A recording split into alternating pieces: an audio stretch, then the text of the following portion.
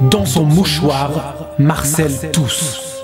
Une trace rouge, le sang pourri des poumons sculptés par le mal. Si vous me cherchez, suivez la trace. Ne m'oubliez pas.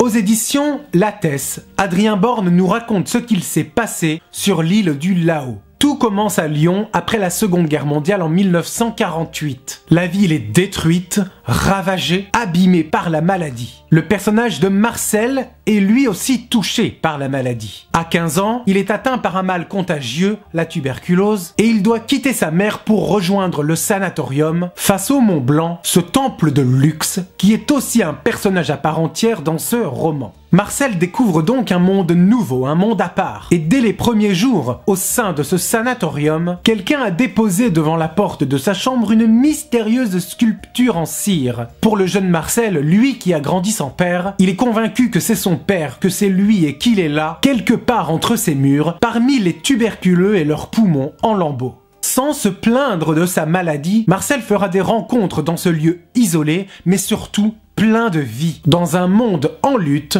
contre ce fléau qu'est la tuberculose. On pensait à l'époque que l'on pouvait guérir de cette maladie en prenant l'air et le soleil, puis est arrivé le vaccin. Les sanatoriums, ces lieux emblématiques pour l'époque, sont petit à petit désertés, puis abandonnés. Plus tard dans le livre, sur l'île du Laos, plusieurs dizaines d'années ont passé. La tuberculose n'est plus, mais les sanatoriums existent encore, devenus des lieux fantômes recouverts par la végétation. Adrien Borne fait parler les lieux et s'interroge sur le passé et le futur de ces pestiférés, tout comme le passé et le futur de Marcel. Parce que l'histoire ne s'arrête pas là et qu'il faut savoir où regarder pour pouvoir apprécier la beauté énigmatique de l'île du Laos.